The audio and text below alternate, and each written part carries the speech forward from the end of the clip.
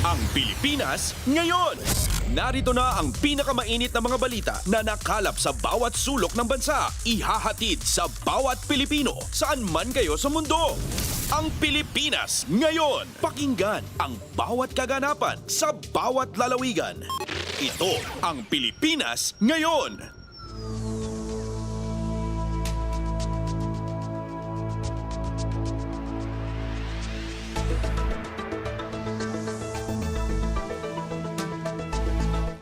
Magandang araw po sa ating mga tagapakinig. Welcome po ulit sa ating programang Ang Pilipinas Ngayon. Ito pong muli ang inyong lingkod, Steph Vicente. Samahan niyo po ako sa kabuuan ng ating palatuntunan.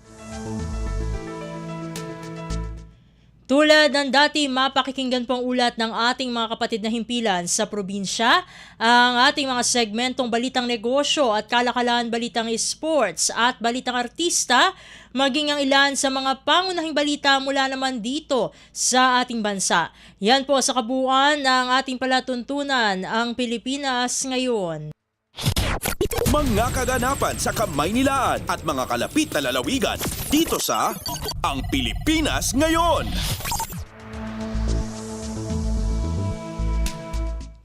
Sa mahalagang balita, Pangulong Ferdinand R. Marcos Jr. tiniyak ang kahandaan ng Pilipinas na makipagtulungan sa lahat ng bansa upang matiyak ang pantay-pantay na karapatan ng mga kababaihan sa lahat ng larangan. Ang detalye ng balita ihahatid sa atin ni Alvin Baltazar.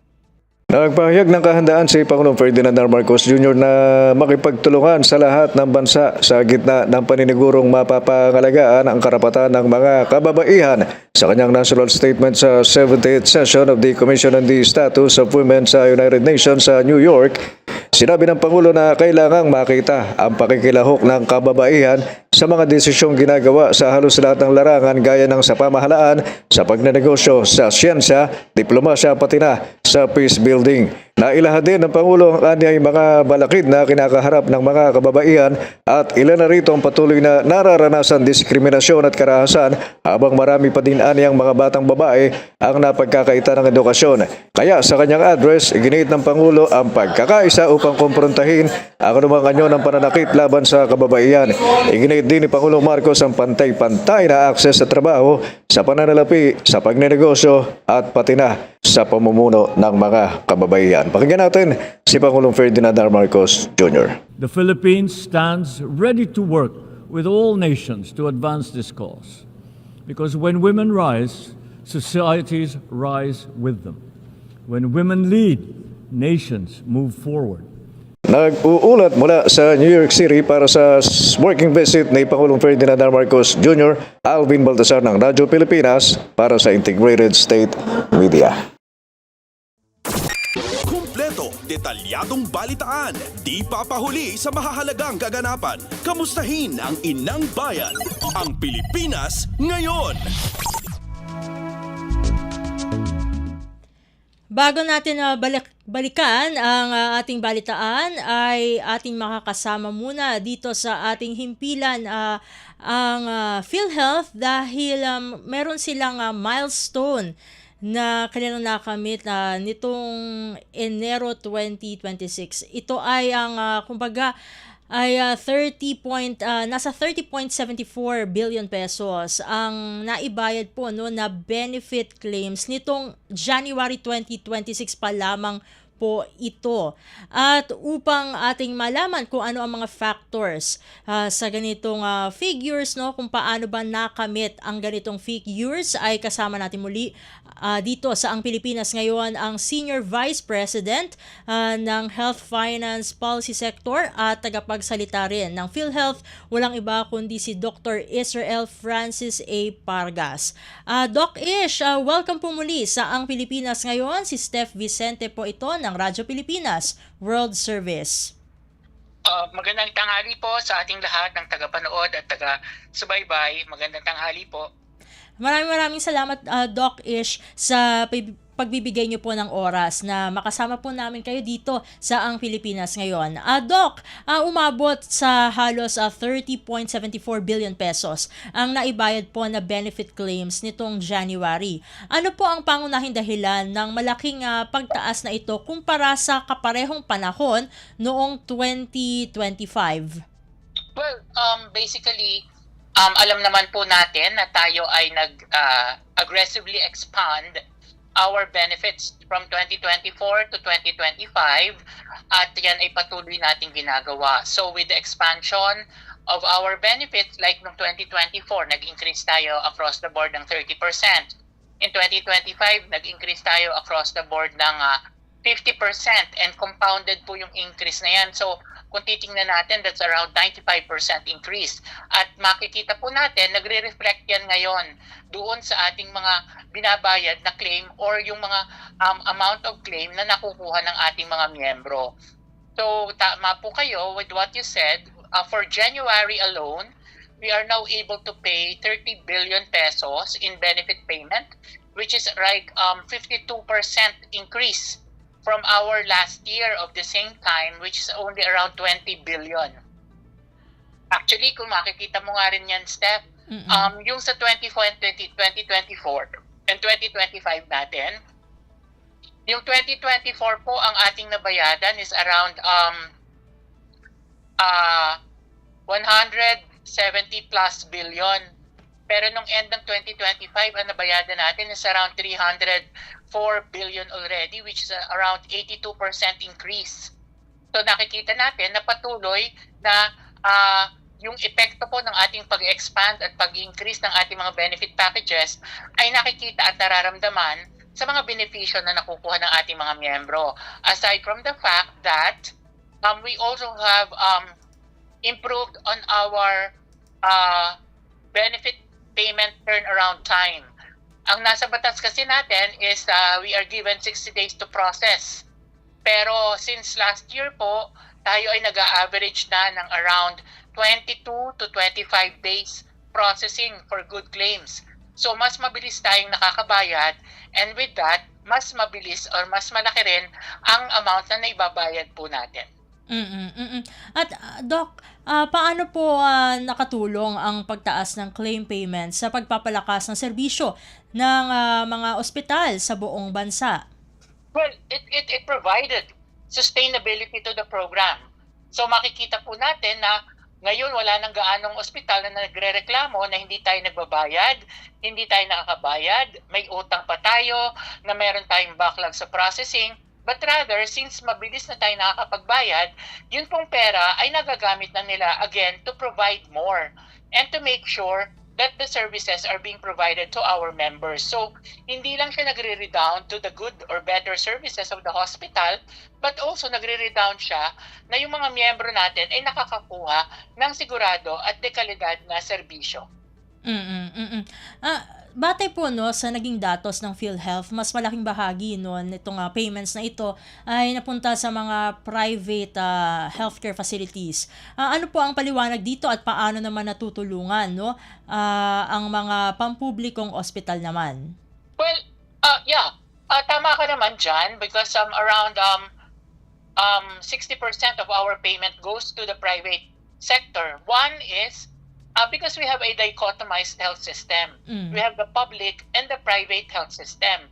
At kung titingnan po natin, ay sa datos naman ay talagang mas marami ang private facilities or private hospitals or private providers kaysa sa ating government or public providers. So talagang kung titingnan mo ay since mas marami ang access na pribado, ay mas malaki ang inaasahan natin na miyembro na pumupunta doon at mas malaki yung nababayadan natin na claims nila. But hindi rin naman nagpapalayo ang gobyerno because yung gobyerno natin is around 45 to less than 50% ang naibabayad natin sa kanila at ang mga pang-publikong pagamutan ay either national owned or by the DOH retained or local government units owned. So, pero ang maganda nito ay pareho natin silang nababayadan, parehong mas mabilis, so pareho silang nakakapag-improve on their functions and provisions of services to our members. Ito naman po, no, Doc, paano po nakakatulong ang mabilis naman po na reimbursement upang makapaglaan ng mga ospital ng sapat na staff, gamot, maging ng medical supplies po? Well, kaya na nabanggit ko, it provides sustainability. Hindi sila problema na, kukulangin ng pera ko kasi hindi pa nagbabayad ng PhilHealth. But rather, dahil mas naging mabilis ang pagbabayad natin, sigurado sila na nandyan yung pera na magagamit nila in making their operations more efficient. Nabanggit din po itong tinatawag na daily crediting scheme sa ilang rehiyon. Maaari po bang ninyo po na ipaliwanag kung paano po ito gumagana para po sa kaalaman ng ating mga taga-subaybay at paano nito pinapabilis ang pagproseso ng claims? Well, actually po yung daily crediting payment of claims is our one way of making sure that the money is available. Dati kasi, yung pagbabayad natin sa ating mga facilities ay weekly, tuwing Miyerkules. Pero ngayon, ginawa natin araw-araw ay nagbabayad na tayo or nagka-credit na tayo ng payment to all our hospitals. So, hindi na nila kailangang maghintay pa ng isang linggo para mabayadan natin. So, every time may napaprocess tayo, right, ibinabayad na natin or inihuhulog na natin or ikinekredit na natin sa bank account ng ating mga ospital. That is also, again, to make sure that the money is available for the hospital to use in order to provide the services. At sa pagtaas naman po ng claim payments, may plano rin po ba ang PhilHealth na palawakin pa ang mga benefit packages para po sa mga miyembro nito? Opo, because yun naman po ang mandato natin to make sure na dapat ay mapababa yung out-of-pocket or yung pong binabayadan ng ating mga miyembro sa pagpapagamot nila. So hindi po tayo titigil hanggang nare-reach natin or hanggang hindi pa natin nare-reach yung target na yon. Sa ngayon po, ang ating target actually hanggang 2028 is dapat mapababa natin ang out-of-pocket to around 25% na lamang. Pero sa ngayon, we have nasa mataas pa na 30 to 40% out-of-pocket. Kahit malawak na ang ating naipatupad na pagpapalawak at pagpapataas ng ating mga benepisyo, kung kaya't patuloy po natin itong gagawin. At ano pa po ang mga bagong screening, gamot o treatment na maaari po ma-access ng mga miyembro dahil nga po dito sa mga pagpapalawak ng benepisyo? Well, yung pong gamot natin, dati 21 siya, and-expand na natin, dinagdagan natin ng another 54. So, 75 drugs na po yung makukuha natin sa yakap. Yun naman pong sa screening po, nagpalabas tayo ng free screening sa ating yakap para po sa ating top 4 cancers, yun pong breast cancer, lung cancer, liver cancer, and colorectal cancer. So, ngayon po, yun po ang ating mga pinapatupad na bago or expansion dun sa ating yakap program. At ito naman po, Doc, paano po tinitiyak ng PhilHealth na ang kontribusyon ng mga miyembro at subsidy mula sa pamahalaan ay nagiging konkretong serbisyong pangkalusugan para sa mga Pilipino? Well, kitang-kita nyo po, gaya na pinag-uusapan natin ngayon. Dati po, sa same time last year, 2025 January, naibayad lang natin. Din po, nasa 30 billion na tayo. So that's a 10 billion increase for the same time last year and this year. So kitang-kita po ninyo na yung mga kontribusyon na ibinabayad sa atin or even the subsidy na ibinabayad sa national government ay talagang napupunta po sa pagbabayad ng benepisyo at pagpapalawak ng benepisyo para sa ating mga miyembro. At sa huli, ano na lamang po ang mensahe ng PhilHealth sa mga miyembro tungkol sa kahalagahan ng patuloy na pagiging aktibo sa kanilang PhilHealth membership at paggamit po ng kanilang mga benepisyo? Go ahead po, Doc. Well, unang-una po ay gusto ko lang uling i-remind ang lahat ng Pilipino na dapat po tayo ay registered na sa isang yakap clinic or primary care facility para po tayo ay malagaan ang ating pagkakasakit. Ang talagang objective po nitong ating primary care program or yakap or yakap para sa or yaman para sa Naputol ang ating communication with Doc Ish. Let's call him again dahil mahalaga po na mensahe ito para sa mga miyembro po ng PhilHealth na syempre ay nakikinabang po do sa mga benefits po natin. Let's wait sa ating magre-reconnect lang tayo no kay Doc Ish Pargas. Pakaugnay pa rin po no ng mensahe ng PhilHealth sa mga miyembro po no patungkol sa kahalagahan ng patuloy na pagiging aktibo sa kanilang PhilHealth membership at paggamit ng kanilang mga benepisyo. Ayan, let's try again. Ayan, sayang kasi no dahil mahalaga po ang mensahe po no ni Doc Ish para po dun sa ating mga PhilHealth members diyan. Ayan, Doc, kaya naputol tayo. Go ahead po ulit. Well, again, yun nga po, ini-encourage ko po ang lahat na magpa-register na sa Yakap Clinic. Ang listahan ay makikita sa ating website at www.philhealth.gov.ph or through the eGov app, yung pong application ng ating gobyerno. Or kung meron sila mga karagdagang katanungan, tumawag po sila sa ating hotline 24/7 at 028-622-2588 or mag-email sa ating action center at philhealth.gov.ph. Muli po, magpa-register na po tayo sa ating Yakap para po tayo ay maalagaan, mapanatiling malayo sa pagkakasakit. And with that, maraming salamat po muli, Doc Ish, sa pagsama niyo po dito sa programang Ang Pilipinas Ngayon. Sa uulitin po, God bless po at mabuhay po kayo. Maraming salamat, magandang tanghali. At nakasama po natin dito sa programa ang Senior Vice President ng Health Finance Policy Sector at tagapagsalita na rin po no ng Philippine Health Insurance Corporation of PhilHealth, walang iba kundi si Dr. Israel Francis A. Pargas. Tayo ay magkakaroon muna ng ilang paalala mula sa ating himpilan at sa ating pagbabalik. Hopefully ay makasama na natin no, dito sa programa yung isa pa nating guest dahil patuloy pa rin po nating tinututukan ang sitwasyon sa Middle East dahil nagpapatuloy pa rin po ang tensyon doon sa pagitan po ng pinagsamang puwersa ng Estados Unidos at Israel kontra sa Iran. Narito muna ang ilang paalala mula sa ating himpilan. Time to celebrate kulturang Pinoy. Tradisyon, musika, sining, literatura at iba pa. Anything and everything fun and Filipino. Ito ang Pinoy Kultura. One of the fondest memories I have as a kid is riding the jeepney. It made me feel like a king. Dahil ito ang King of the Road. The jeepney or jeep is a cultural symbol that has transported us to school, the office, sa mall, at sa iyong first date. Mura, makulay, at mabilis. Yan ang ating jeep. Maaari bang umusog-usog ng konti? Sakay na! Yan ang Pinoy Kultura because our culture is cool. Pasada ng mga balita mula sa Pilipinas para sa mga Pilipino saan man sa mundo. Ang Pilipinas Ngayon.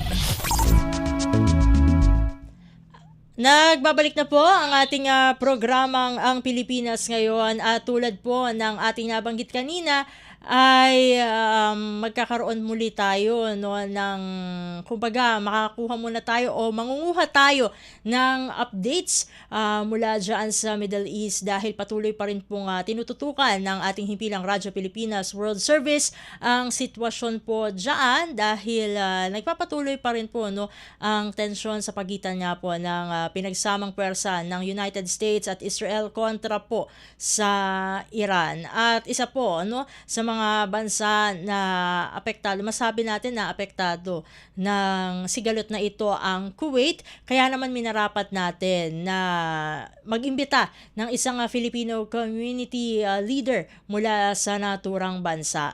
Naging guest na rin natin siya no, sa ating programang Babangon sa Makabayang Serbisyo Publiko, walang iba, kasama na po natin na via WhatsApp, walang iba kundi si Miss May Ortiz. Miss May, welcome po sa Ang Pilipinas Ngayon. Si Steph Vicente po ulit ito ng Radyo Pilipinas World Service. Good morning po, Ma'am Steph. Kumusta po kayo dyan? Okay naman po kami dito, no? Miss May, anong oras na po dyan sa Kuwait? Sa ngayon, eksakto 8:00 po ng umaga. Ayun. Bago po natin natalakayin no ang sitwasyon ng ating Filipino community diyan sa Kuwait, para po sa mga hindi nakakaalam no, at upang mabalikan din po namin no, kayo no dahil naging guest na rin po kayo dito sa Radyo Pilipinas World Service. Miss May, ano po ang kinabibilangan niyo po no na Filipino community organization diyan sa Kuwait at ilan na po ang inyong miyembro? Ako po ay isang vice chairman ng Association of Filipino Organization in Kuwait. Okay, we have 13 groups. Kasi groups po kasi ang namin, ang mga members namin sa association ng ASFO. So 13 groups kami. So each group yan, meron po silang almost 100 or 50 members po ng bawat grupo. Kumbaga parang tama po parang umbrella organization po no ang kinabibilangan niyo po na grupo? Yes po, ma'am.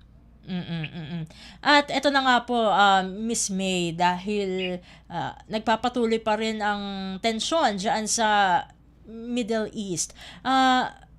Ano po ang kasalukuyang sitwasyon, no, from your perspective po, maging ng inyong grupo, ng mga Pilipino sa Kuwait sa gitna po nitong umiigting na tensyon sa rehiyon? As of now, since February 28 naman po, medyo nung 2 to 3 days, 28, 1, and 3 ng March, medyo takot kami, kinabahan, lahat, at nagpanic, kasama na yan. Pero as of now, kumbaga parang nasanay na rin siguro kami, Ma'am Steph, sa gabi-gabi at madaling araw kasi lagi kasing nangyayari pag alas 12 ng gabi, yung pasunod-sunod na putukan dito. Pero sa awa ng Diyos, we are safe naman po.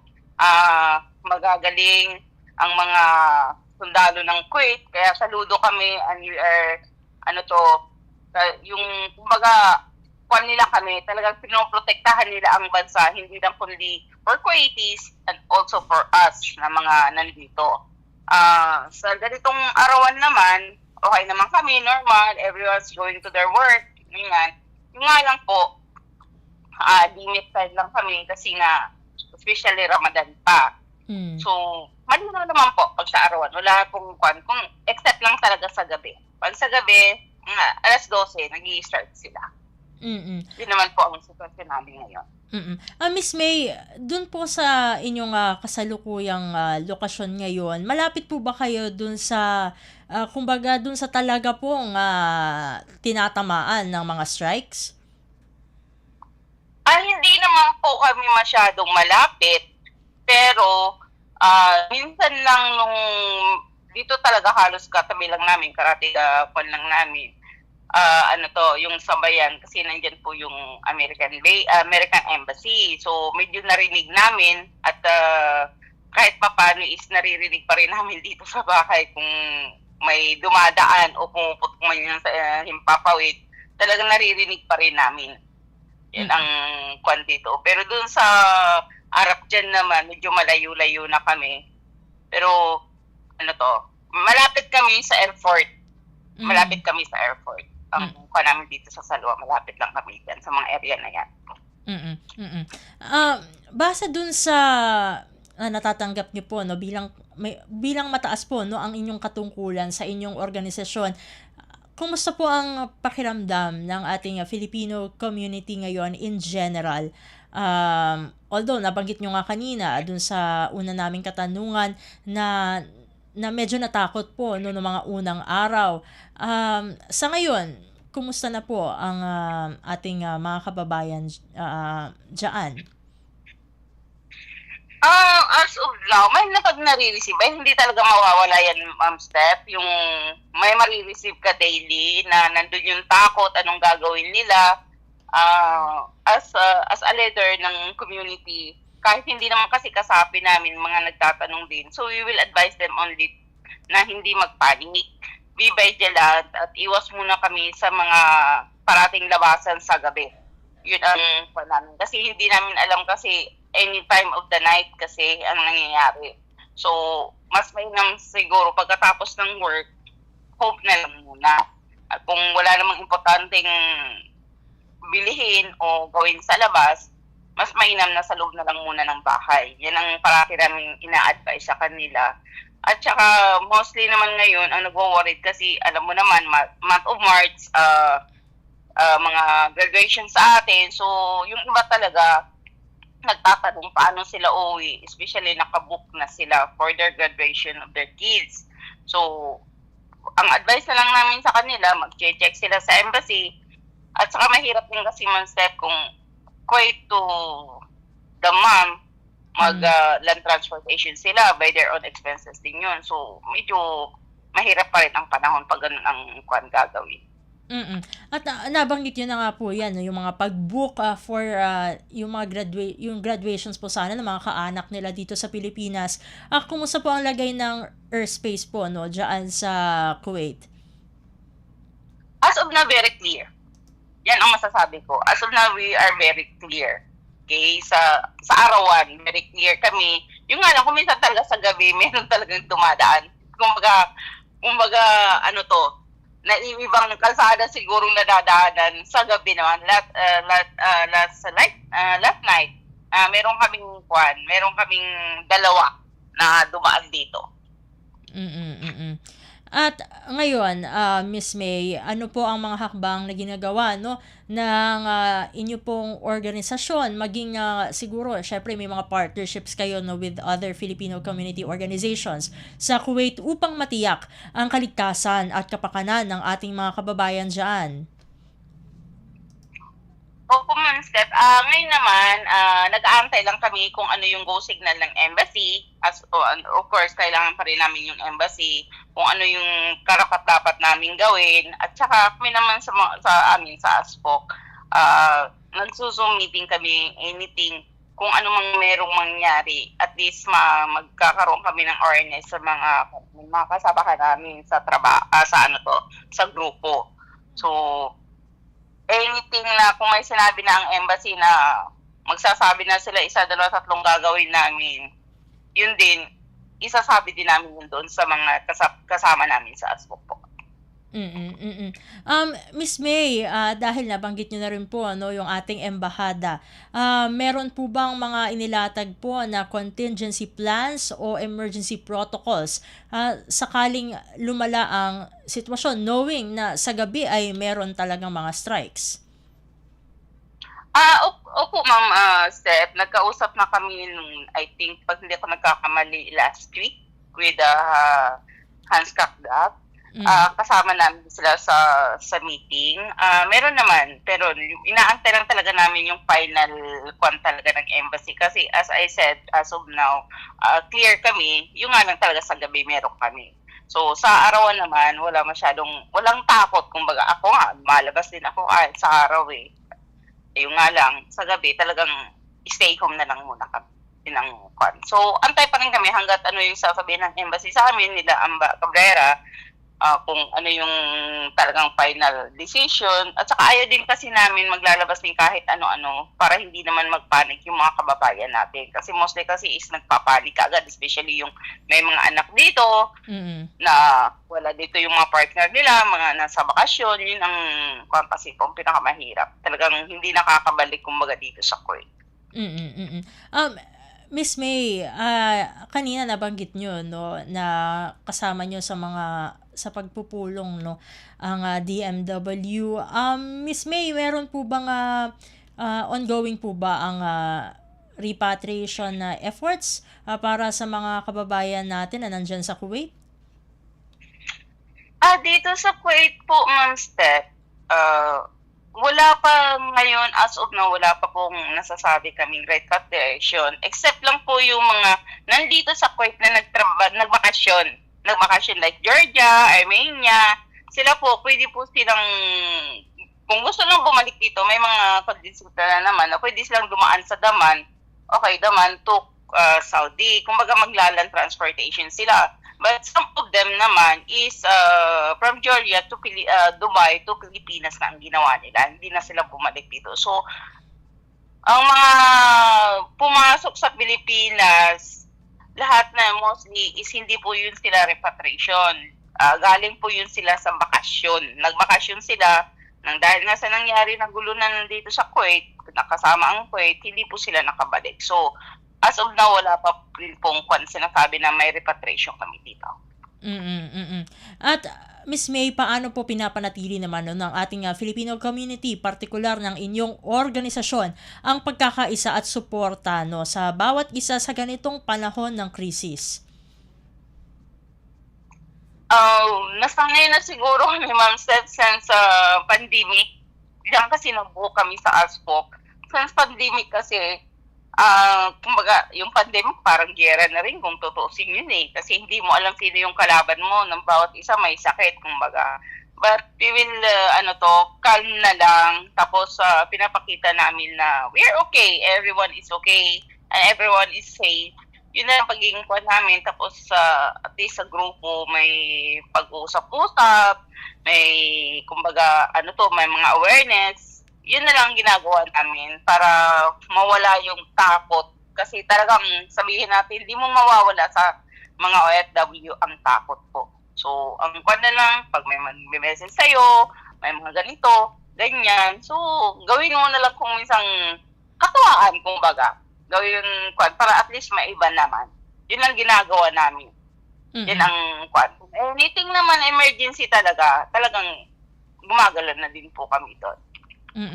Miss May, sa ngayon, ano po ang pinaka masasabi natin na kailangan ng ating mga kababayan sa Kuwait? Impormasyon, emotional support, o iba pang tulong? As of now, Ma'am, siguro dasal. Ang pinaka-importante sa amin dito, dasal na lang na sana matapos na ito. Babalik na kami sa normal. Kasi ang iba, wala nang pasok. Ang iba, may pinapasok. Ang mga school, wala na kami. So, yun lang talaga sana. Dasal namin na sana magiging okay na, magiging normal na po kami lahat dito. Kahit hindi lang sa Kuwait, kahit nakarate sa Qatar, sa Bahrain, sa UAE, sana magiging okay na kami. Kasi mahirap nga, as I said, mahirap din ang pagganito na okay ka sa arawan, hindi ka okay sa gabi. Nakaka-stress din, kumbaga. Yun ang dasal lang talaga. Sasabihin natin sa foods or whatsoever, ready naman po ang Kuwait. Hindi sila yung klase ng tao na bahala kayo, amin to, kami dito, no. Hindi po. Kung sino po yung nandito, nandyan po lahat ang tulong. Hindi ka mapapabayaan, kumbaga. Ito naman, Miss May, ano po ang inyong payo sa mga, kumbaga, pamilya po na sa Pilipinas na nag-aalala para sa kanilang mga mahal sa buhay na nandyan sa Kuwait? Ang ito lang masasabi, ito lang talaga parati ko talaga sinasabi, kahit kanino, kahit hindi man dito, kahit saan, na kung pwede lang, yung mga pamilya sa Pilipinas, tumawag naman kayo. Kumustahin nyo ang bawat OFW na nandito. Kahit hindi lang sa Kuwait, sa ibang bansa, buong mundo. Kamustahin nyo sila. Yun lang, huwag yung mangumusta ng katapusan ng alam mo yun. Alam mo kung anong ibig kong sabihin. Kumustahin nyo kahit every week. Lalo na ngayon sa nangyari ngayon, kamustahin nyo. Kasi kahit, yes, you will see them, they're strong. You will see them na nag-work normally, but deep inside niya, nag-aalala din yan. Hindi yan nag-aalala sa sarili nila. Nag-aalala sila sa pamilya nila sa Pilipinas pag sila ang nawala. Kamusta sila? Anong mangyari sa kanila? Yan parating na sa isip ng isang OFW. Sila yung iniisip. So kahit isang text man lang yan or tawag man lang yan, sabihin na lang natin in a week 3 times, say, kamusta kayo dyan? Anong nangyari sa'yo dyan? Yan lang, pampalakas loob nila yan. Pampalakas ng isang OFW. Yan ang pinakamalakas na gamot na hindi mababayaran ni kahit nino man. Yan sana ang gawin ng isang pamilya ng pamilya na meron dito sa OFW. Yan sana ang gagawin nila. Kasi you will see them very strong, but deep inside yan, maniwala ka sa hindi, durog yan. Lalo na tinatawagan ng message lang yan ng katapusan. Diyan lang sila naalala, no. Ask them, kasi hindi mo alam sa isang OFW na yun ay nagkakasakit. kahit na nagkakasakit yan, believe me or not, they will say, I'm okay. Yun ang parating sagot nila. Kaya, kamusta lang, message lang, or tawag man lang, kahit na, hindi naman siguro mawawala ng isang oras yan. Step ko, tatawag ka, 10 to 20 minutes, okay na yan. They're okay for that. Yan ang masasabi ko po. Tawag. At bilang kumbaga panghuling katanungan at bago ko po kayo pakawalan, Miss May, ano na lamang po ang mensahe nyo sa ating mga kababayan na nandyan sa Kuwait upang manatiling ligtas at handa sa anumang posibleng mangyari? Go ahead po, Miss May. Ang masasabi ko lang, don't panic, be vigilant, okay? Yun po, dasal ang parati nating kasama dito sa labas, lalo sa nangyayari ngayon. Yun lang po ang masasabi ko. Step. Be vigilant, no panicking, okay? And stay at home with the prayers. Yun po ang pinakapunta. With that po, maraming salamat, Miss May, sa pagsama nyo po dito sa programang Ang Pilipinas Ngayon. God bless po sa inyo at stay safe po. Maraming salamat po, Ma'am Steph. Maraming salamat sa ulitin pa. Ingat po kayo. At ating po nakasama ang ating Filipino community leader sa Kuwait. Walang iba kundi si Ma'am May Ortiz. Tayo didiretso na sa ating regional news. We cannot hope to solve the great challenges Ngayon ng ating bayan. Dito sa Ang Pilipinas Ngayon. Narito na po ang bugso ng ating mga balita mula sa ating mga kapatid na himpilan sa probinsya. Dumako na tayo sa rehiyon ng Luzon. Shared Services Facility ng Department of Trade and Industry o DTI at lokal na pamahalaan ng Burgos ibinigay sa Verhills Farm sa Barangay Sawit, Burgos, Ilocos Norte. Ang kabuang-ulat ihahatid sa atin ni Rani Dorilag mula sa Lawag. Kas panang tungpal iti direktiba ni Presidente Ferdinand R. Marcos Jr. ang mapasayaat ken moderno ti ramit dagiti micro, small and medium enterprises in pa iti Department of Trade and Industry Ilocos Norte Office ken ti lokal gobyerno iti ili ti Burgos ti Shared Service Facility for Vegetable and Fruit Processing iti Verhills Farm iti Barangay Sawit iti nasa nga ili iti daytoy a bulan ti Marso. Indawluan da DTI Provincial Director Amelia Galvez ken ni Mayor Crescente Garcia ti panakaisayangkat ti simple a seremonya tapno na nanay naiyawat kini Miss Precious Hamurabon, Presidente iti organikong magsasaka ng Burgos Incorporated ken nagtagikwa iti Verhills Farm agraman dagiti miyembro daytoy. Segon ti DTI, babayan iti nasao a pasilidad, may pakita ti panagkambayat ti gobyerno nasyonal ken iti lokal gobyerno ket nakaipay ti pagnamayan kadagiti babasit a negosyo ken kadagiti mannalon. Imunan nga inpakamo ni P.D. Galvez nga umabot iti 950,000 pesos ti balor dagiti moderno nga ramit tapno makapagproseso dagiti mannalon iti produkto manipod iti nateng ken prutas. Babaen ti pasilidad ket magisayan wenno awan ti masayang nga apit manipod iti pannakalungsot na gabuta sakbay a mapasamak daytoy ket maarami din asabali nga produkto wenno makan. Mula Radyo Pilipinas Lawag, ito si Rani Durilag para sa Radyo Pilipinas World Service. Balita mula sa lalawigan sa bawat rehiyon ng ating bayan. Dito sa Ang Pilipinas Ngayon. Inyong napakinggan ang ulat ni Rani Dorilag mula sa Lawag. Puntahan naman natin ang AGOO, 30 Communist Terrorist Group linked at Community Front Organizations o CFO members na numpa ng katapatan sa pamahalaan sa Police Regional Office 1. Narito si Albert Kawile para sa balita.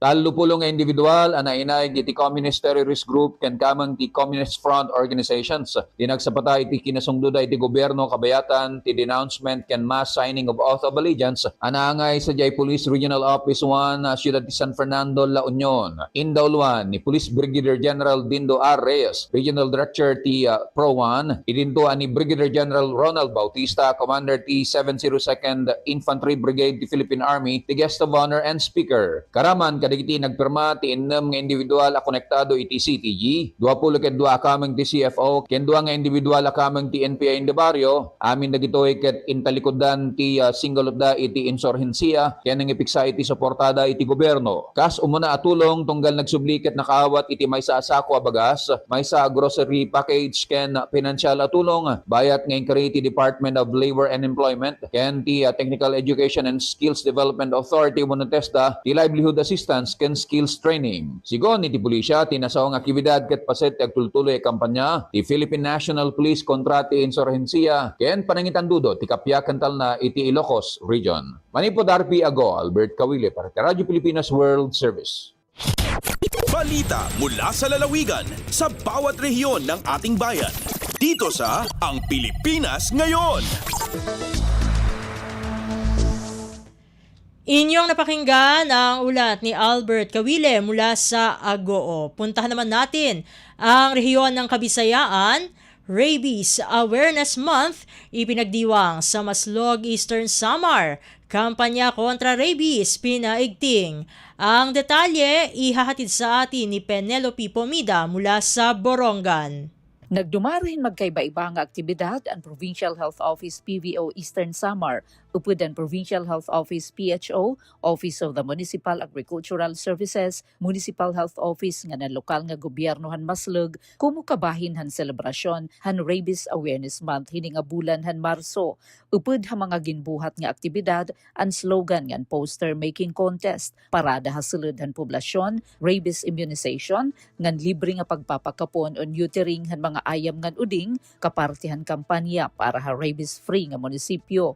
Naging malampuson na nasabi nga programa, pinaagyan nagkakaerusa nga paningkamot han gobyerno probinsyal, haliderato ni Governor Ralph Vincent Ivardoni, pati na han lokal nga gobyerno han Maslog, ha pamumuno ni Mayor Septemio Santiago.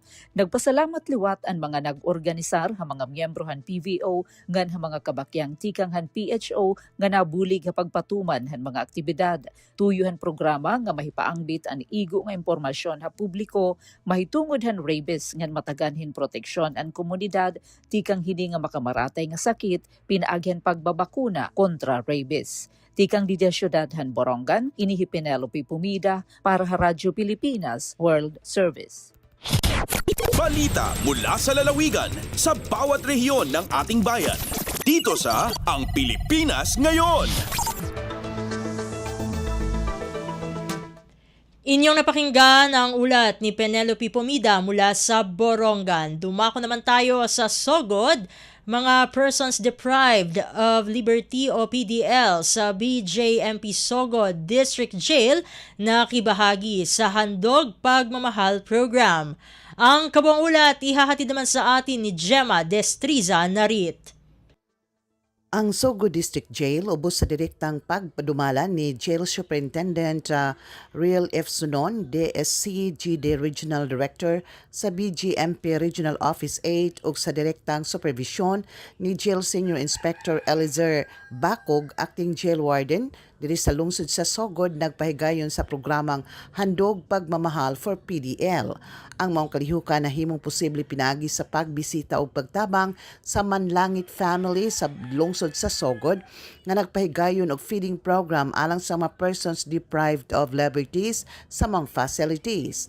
Sa wala pa ang maong kalihukan, gipanguluhan ni Reverend Monsignor Nes Astilio ang paghatag og sakramento sa kumpisal alang sa mga Roman Catholic nga PDL nga gisundan dadyon og usa ka face-to-face nga pagselebrar sa balaang misa nga gitambungan sa mga PDLs.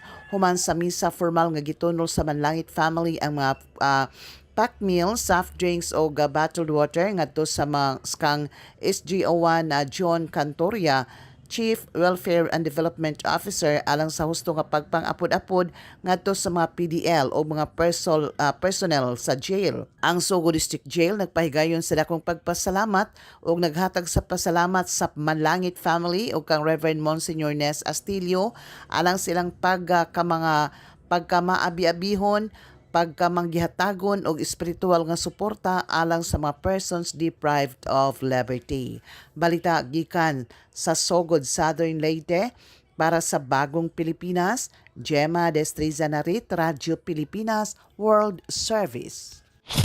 Balita mula sa lalawigan sa bawat rehiyon ng ating bayan. Dito sa Ang Pilipinas Ngayon. Inyong napakinggan ang ulat ni Gemma Destriza Narit mula sa Sogod.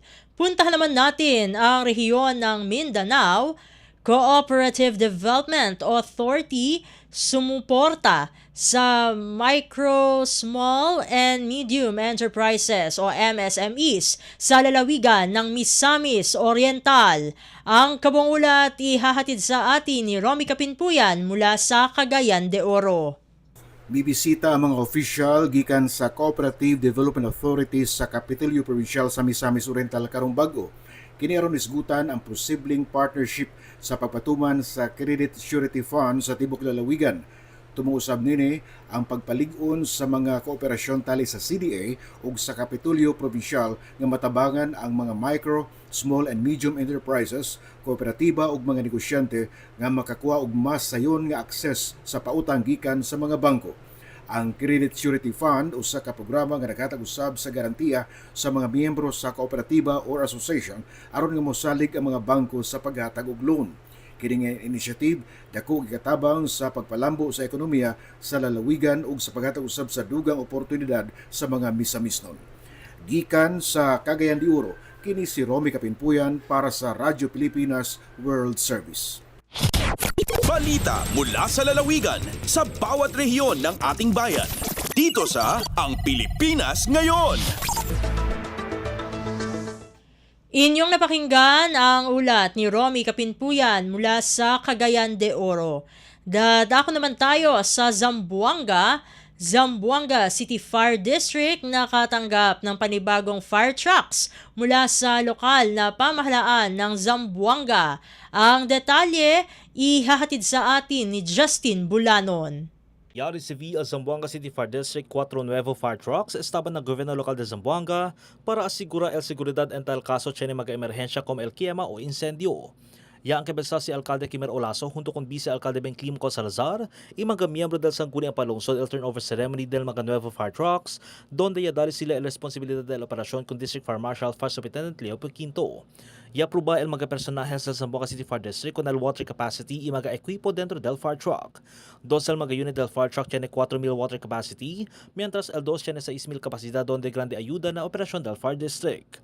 El menciono inisyatiba amo parte del mga suporta del gobyerno lokal da Bureau for Protection o BFP este mes de Fire Prevention Month. Desde la ciudad de Zamboanga, este es Justin Bulanon para na Radyo Pilipinas World Service. Balita mula sa lalawigan sa bawat rehiyon ng ating bayan. Dito sa Ang Pilipinas Ngayon. Inyong napakinggan ang ulat ni Justin Bulanon mula sa Zamboanga. Pupunta naman tayo sa Iligan.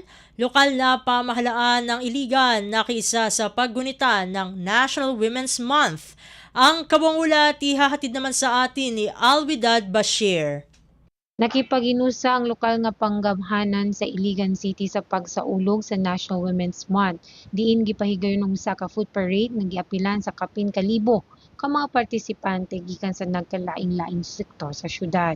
Ang maong kalihukan gipangunahan sa Gender and Development Office sa LGU Iligan uban ng tumong nga ipakita o gipahinumdom sa publiko ang dakong papel nga ginabuhat sa mga kababaihan sa komunidad ug sa ilang tagsa-tagsa nga pamilya. Isip kabahin sa pakikisa sa lokal nga gobyerno nagpatuman usab ang LGU Iligan og free day alag sa mga kababaihan ni atong milabay nga Biyernes.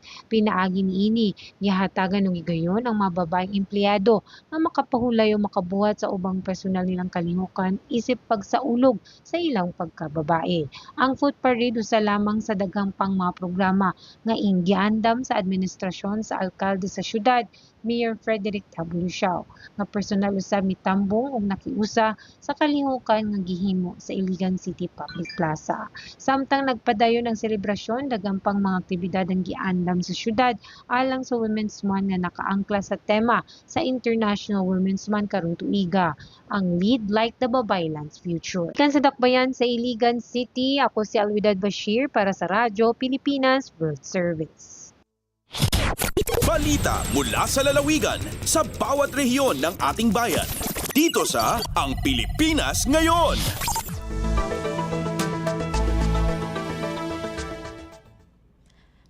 At inyo pong napakinggan ang ulat ni Alwidad Bashir mula sa Iligan.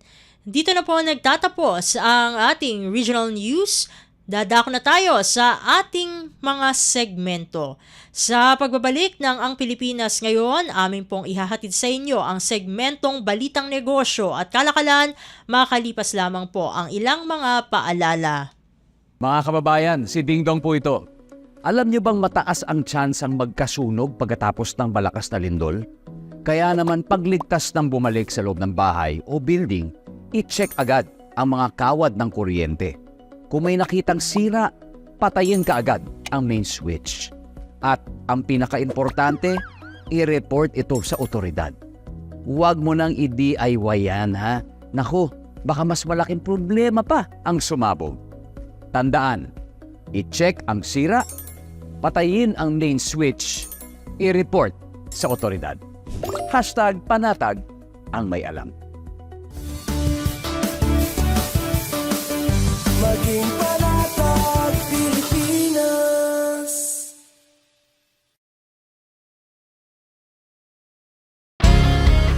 Paano nga ba mag-register para magkaroon ng schedule sa Bagong Pilipinas Presidential Action Center? Narito ang mga dapat gawin. Gamit ang iyong mobile device, pumunta sa eGovPH app.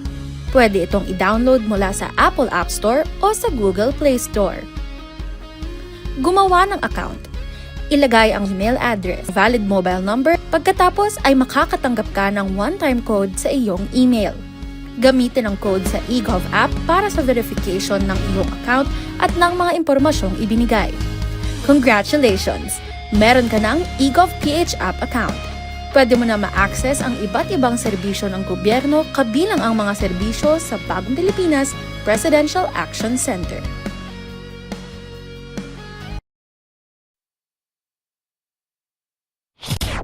Lagay ng ekonomiya, kalakalan, negosyo at iba pa. Atin ang alamin dito sa Ang Pilipinas Ngayon. Nagbabalik na po ang ating programang Ang Pilipinas Ngayon at narito na po ang ating segmentong Balitang Negosyo at Kalakalan. Philippine economy nakikitang matatag ngunit pinag-iingat sa patuloy na tensyon sa Middle East na maaaring makaapekto sa inflation at sa halaga ng piso ayon sa United Overseas Bank o UOB. Ang detalye ng balita ihahatid sa atin ni Melanie Valdos Reyes. Inaasahan ng United Overseas Bank na maaabot ng ekonomiya ng Pilipinas ang hindi bababa sa target na paglago para sa 2026 kahit may mga panganib na dulot ng isyu ng pamamahala at geopolitical. Sa pinakahuling quarterly global outlook nito para sa ikalawang quarter ng 2026, tiniya ng Singapore-based bank na aabot sa 5% ang paglago ng gross domestic product ng Pilipinas ngayong taon. Pasok ito sa ibinabang target ng pamahalaan na hanggang 6% na paglago para sa 2026. Sinabi ng bangko na maaaring suportahan ang ekonomiya ng ilang salik tulad ng pagiging chair ng Association of Southeast Asian Nation, mas maluwag na patakaran sa pananalapi, kontroladong inflation, tuloy-tuloy na daloy na pandaigdigang kalakalan at ang patuloy na pag-usbong ng artificial intelligence. Samantala nagbabala rin ang bangko sa patuloy na tensyon sa Middle East na maaaring makaapekto sa inflation at sa halaga ng piso. Kapag tumindi ang sigalot, posibleng tumaas ang presyo ng bilihin at humina ang lokal na pera laban sa dolyar. Para sa Bagong Pilipinas, Melanie Valdos Reyes, Radyo Pilipinas, Radyo Publiko. Lagay ng ekonomiya, kalakalan, negosyo at iba pa. Atin ang alamin dito sa Ang Pilipinas Ngayon.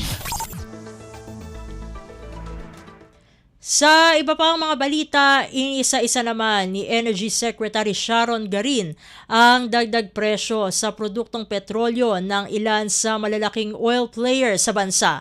Ayon sa kalihim, patuloy ang pagbabantay nila sa presyuhan ng mga oil companies kung saan dapat ay nasa tamang price ceiling ang mga ito.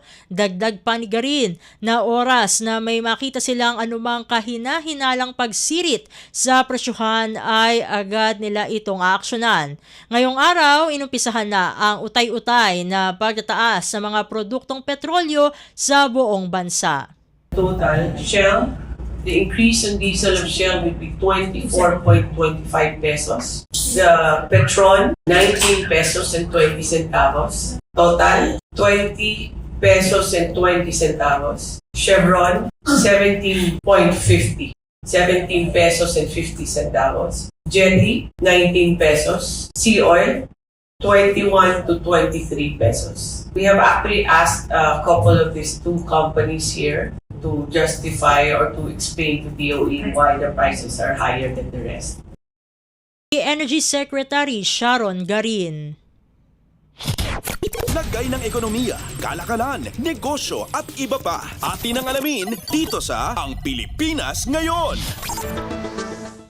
Samantala, muling tiniyak ni Energy Secretary Sharon Garin na sapat ang supply ng produktong petrolyo sa Pilipinas hanggang sa buwan ng Abril. Sa isinagawang pagdinig ng House Committee on Ways and Means, binigyang diin ni Garin na walang dapat ikabahala ang publiko dahil malayo ang sitwasyon ngayon sa nagyaring krisis noong 1970s o dekada 70 kung saan nagkaroon ng rasyon at mahabang pila sa mga gasolinahan.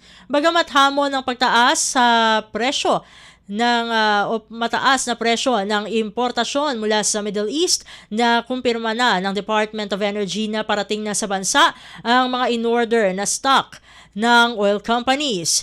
Kasalukuyan na ring nakikipag-ugnayan ang mga lokal na kumpanya sa ibang bansa gaya ng South America at Australia upang masiguro ang alternatibong mapagkukunan ng langis sakaling magtagal ang tensyon sa ibang rehiyon.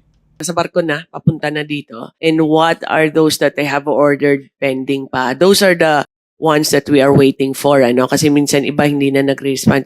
Some suppliers internationally are not selling actually right now. And Thailand, China, and all the other countries have closed their exports. So the stocks here and the ones coming na sigurado na en route na, this is enough until April.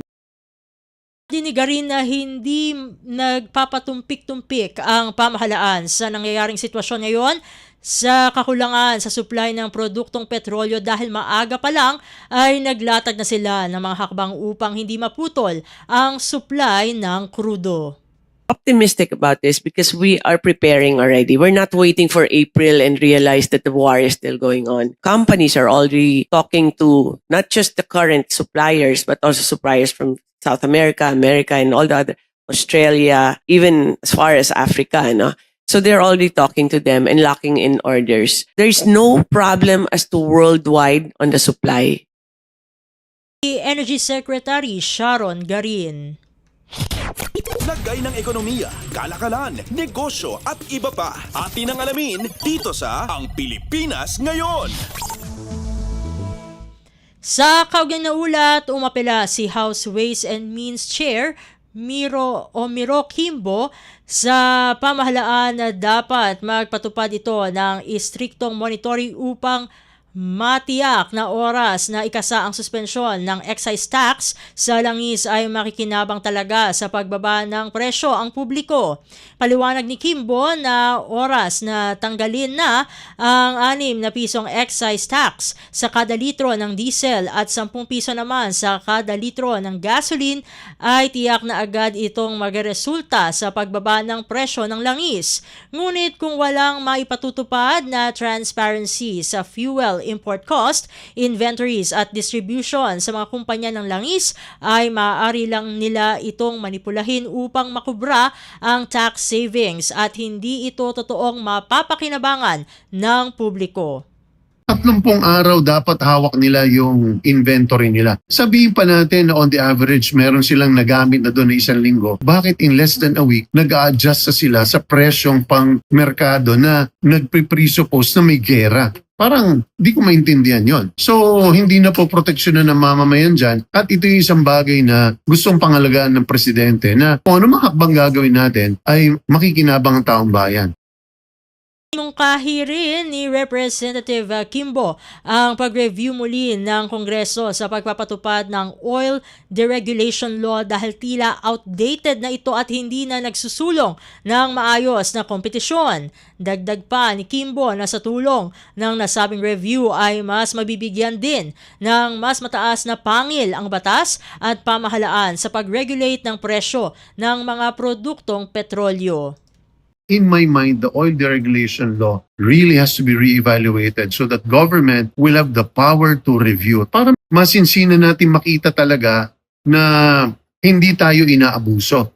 So panawagan din dyan is yung Philippine Competition Commission.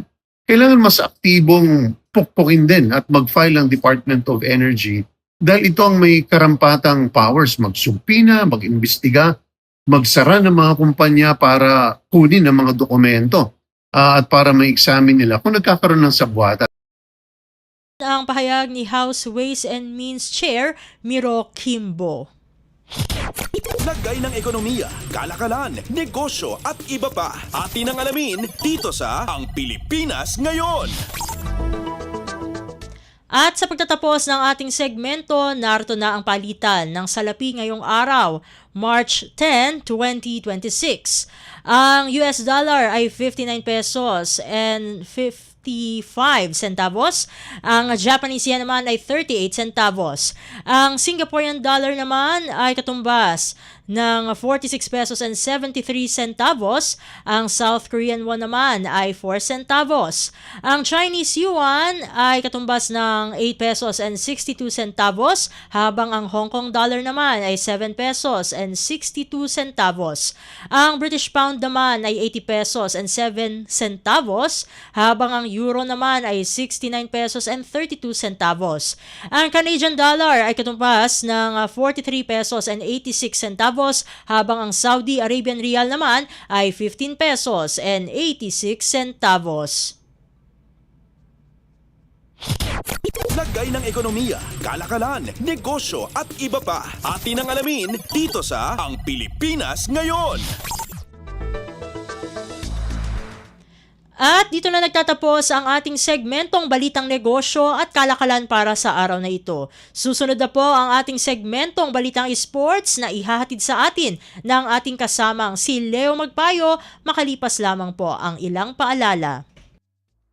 Mas pinadali na ang government transactions sa tulong ng eGovPH Super App. Pwedeng-pwede mo nang magawa ang lahat ng ito. I-download ang eGov app sa iyong smartphone o tablet mula sa App Store o Google Play Store. Pagkatapos, ilagay ang iyong mobile number at i-authenticate gamit ang one-time PIN o OTP para marehistro ang iyong account. Saka ilagay ang iyong mga pangunahing impormasyon at kumpletuhin ang facial recognition technology para sa verifikasyon ng iyong pagkakakilanlan. Para sa mas mabilis at mas maayos na serbisyong panggobyerno, gamitin na ang eGovPH Super App.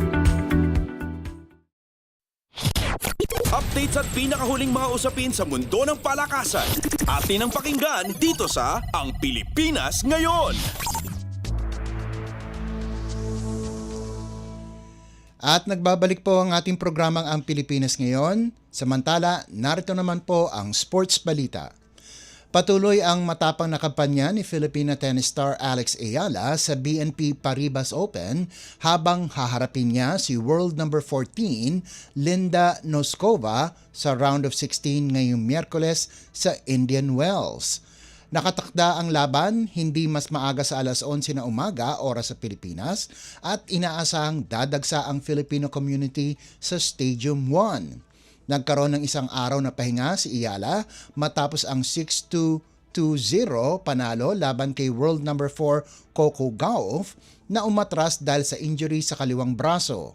Bagamat hindi ito ang uri ng panalo na gusto niya, sinabi ni Ayala na hangad niyang gumaling agad ang dating doubles partner at nakatutok siya sa susunod na hamon.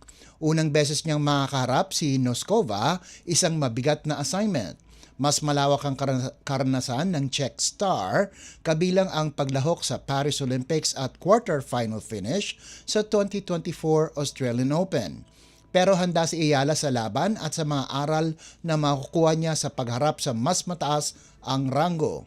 Parehong galing sina Iyala at Noskova sa Dubai Tennis Championships. Umabot sa quarters ang Filipina habang na-upset si Noskova sa round of 32.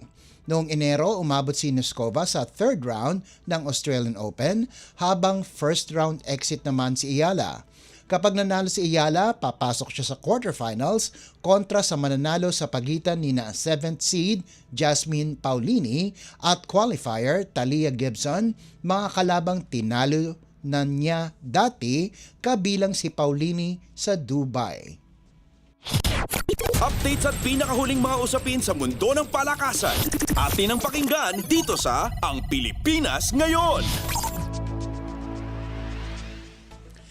Inanunsyo ni Philippine Olympic Committee o POC President Bambol Tolentino at Philippine Sports Commission o PSC Chairman Pato Gregorio na ang Pilipinas ang magiging host ng kauna-unahang Southeast Asian Plus Youth Games sa susunod na taon. Gaganapin ang torneo mula Disyembre 2 hanggang 14 at lalahukan ng mga batang atleta na 16 na taong gulang pababa mula sa Southeast Asia, Central Asia at East Asia. Ayon kay Tolentino, ang pag-host ay regalo niya sa Philippine sports at magsisilbing tuloy-tuloy na paghahanda para sa mga atleta ng Asian Youth Games, palarong pabansa at batang Pinoy. Kabilang sa mga bansang inaasahang sasali ang Japan, South Korea, Bahrain, Qatar, Saudi Arabia, Taiwan at Turkmenistan, bukod pa sa lahat ng miyembro ng Association of Southeast Asian Nations o ASEAN.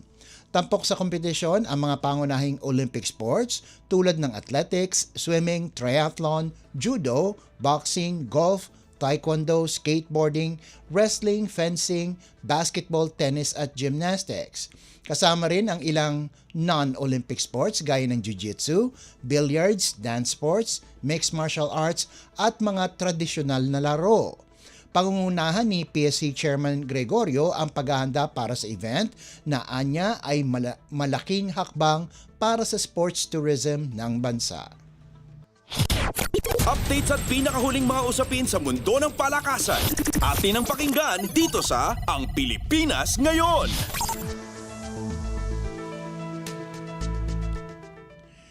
Hindi na mangangailangan ng opisyal na sukat ng height ang PBA para sa mga imports sa Commissioner's Cup na magsisimula ngayong Miyerkules dahil wala namang height limit ang conference. Pero malaking hamon ang kakaharapin ni Ginebra Import Justin Brownlee na nakalista lamang sa 6'4", lalo't 4 sa kanyang mga katapat ay may taas na 7 talampakan pataas. Nakapaglaro na ang 37 anyos na si Brownlee sa 12 conference para sa Ginebra mula pa noong 2016, may 6 na kampyonato at palaging umaabot sa semifinals. Ngunit dahil sa edad at laki ng kalaban, may pangamba kung gaano pa siya magiging dominante ngayong conference.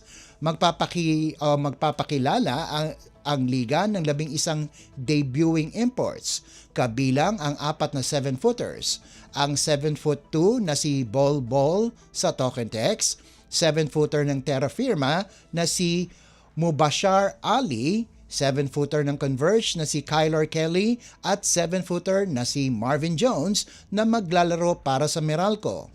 Kasama rin sina Marcus Lee, James Dickey, KD Lalan, Terrell Brown Source, Jalen Johnson, Daniel Ochefu, Michael Gilmore at Tony Mitchell. Ilan sa kanila ay may NBA experience. Naglaro si Bol Bol ng 6 na season sa Denver, Orlando at Phoenix. May stints sa Dallas at New Orleans si Kelly. Si Mitchell ay dating second round pick ng Detroit at naglaro na rin sa Star at NLEX. Si Ochefu ay bahagi ng 2016 NCAA champion Villanova at naglaro para sa Washington. Tanging sina Brownlee at Mitchell ang mga balik import ngayong conference. Updates at pinakahuling mga usapin sa mundo ng palakasan. Atin ang pakinggan dito sa Ang Pilipinas Ngayon.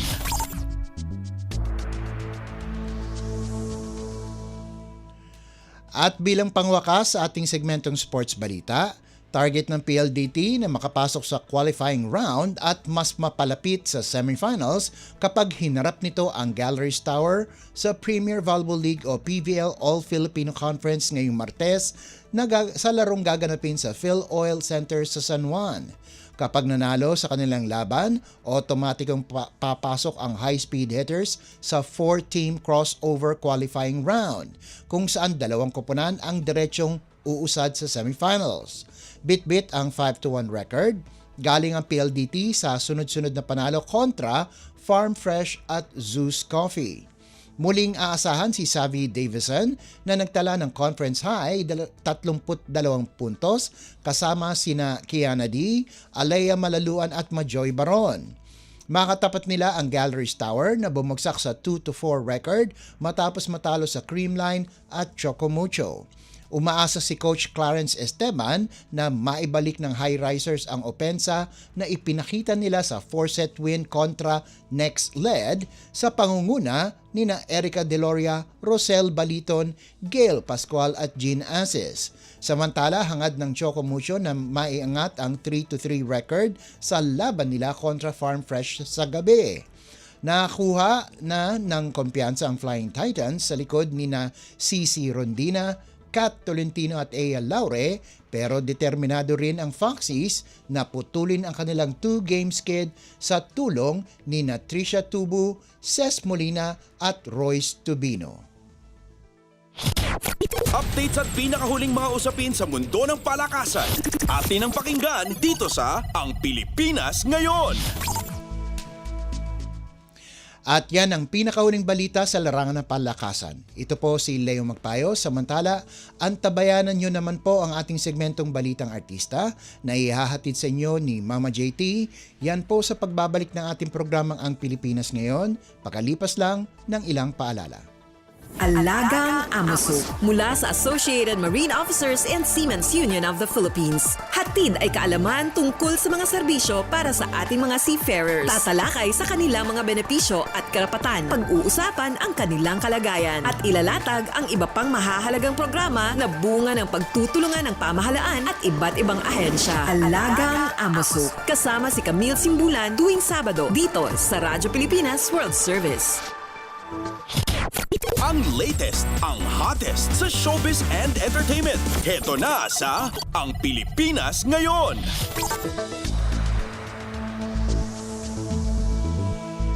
Halo, magandang araw sa ating mga chismoso at chismosang nag-aabang ng mga trending na balita sa mundo ng showbiz. Ito na ang ratsyada ng ating mga chika.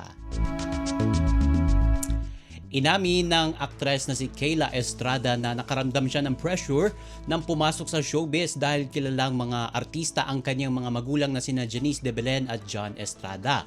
Ayon sa kanya, may inaasahang pamantayan na kailangan niyang pantayan, ngunit pinaalala niya sa sarili na iba ang kanyang magiging landa sa industriya. Ibinahagi rin ni Kayla na kinakabahan siyang makatrabaho ang kanyang mga magulang dahil hindi pa niya napagsasama ang trabaho at pamilya. Gayunman, bukas siya sa posibilidad na makasama sila sa proyekto sa hinaharap. Ito ay isang action project kasama ang kanyang ama at isang drama naman kasama ang kanyang ina. Ang latest, ang hottest sa showbiz and entertainment. Heto na sa Ang Pilipinas Ngayon. Samantala, nagbahagi ang aktres din na si AJ Rabal tungkol sa maayos na relasyon ng kanilang blended family kasama ang partner na si Aljur Abrenica at ang dati nitong asawang si Kylie Padilla. Ayon kay AJ, parang magkakaibigan lang sila ng mga anak nina Aljur at Kylie na sina Alas at Axel at nagbabanding pa sila sa paglalaro ng video games. Ikwento rin niyang minsang nagkita sina Kylie. Nakita sila ni Kylie sa Pampanga kung saan nagkamustahan at sabay pang naghapunan kasama si Aljur. Nilinaw naman ng aktres na wala silang alitan ni Kylie at maayos ang kanilang samahan lalo na pagdating sa kanilang mga anak. Ang latest, ang hottest sa showbiz and entertainment. Heto na sa Ang Pilipinas Ngayon. Inamin ng aktor na si Carlo Aquino na nagdalawang isip siyang tanggapin ang kanyang papel sa pelikulang A Special Memory dahil sa bigat ng kwento nito. Tampok sa pelikula ang karakter ni Bella Padilla na may early onset na Alzheimer's at unti-unting nakakalimutan ang relasyon nila ng karakter ni Carlo. Ayon sa aktor, personal sa kanya ang tema ng pelikula dahil nagkaroon din ng Alzheimer's ang kanyang tiyahin na minsang nag-alaga sa kanya noong nagsisimula pa lamang siya sa pag-arte. Ang pelikula ay adaptation ni Ricky Lee mula sa Japanese series na Pure Soul. Ang latest, ang hottest sa showbiz and entertainment. Heto na sa Ang Pilipinas Ngayon. Ito, magbabalik sa pagdidirect ang kilalang Filipino filmmaker na si Dan Villegas para sa bagong romantic drama film na Almost Us. Tampok sa pelikula ang rising young stars na sina J.M. Ibarra at Fiang Smith na unang magsasama sa isang full-length movie bilang love team na tinatawag ng fans na J.M. Fiang. Iikot ang kwento sa dalawang kabataang nagnanavigate ng pagkakaibigan at pag-ibig at sa mga komplikadong emosyon ng relasyong halos naging sila ngunit hindi tuluyang nagkatuluyan. Mapapanood ang pelikula sa mga sinihan dito sa Pilipinas simula Mayo 6. Ang latest, ang hottest sa showbiz and entertainment. Heto na sa Ang Pilipinas Ngayon. At sa uli nating chika for today, ito maiksi na lamang nagbigay ng mensahe ang aktres na si Andrea Brillantes para sa mga kababaihan bilang bahagi ng pagdiriwang ng International Women's Month. Hinikayat ni Andrea ang mga babae na patuloy na maniwala sa sarili, ipaglaban ang kanilang mga karapatan at huwag matakot harapin ang mga hamon sa buhay. Nagpaalala rin siya sa mga kabataang babae na huwag susuko at huwag daw magpadala sa negatibong sinasabi ng ibang tao. Ang latest, ang hottest sa showbiz and entertainment. Heto na sa Ang Pilipinas Ngayon. At wala na po tayong sapat na oras para sa ating balitang artista. Maraming salamat po mga kachismis sa pakikinig sa aking mga chika for today. Ako po si Mama JT para sa Radyo Pilipinas World Service. Nagbabalik na po si Steph Vicente. Ang latest, ang hottest sa showbiz and entertainment. Heto na sa Ang Pilipinas Ngayon.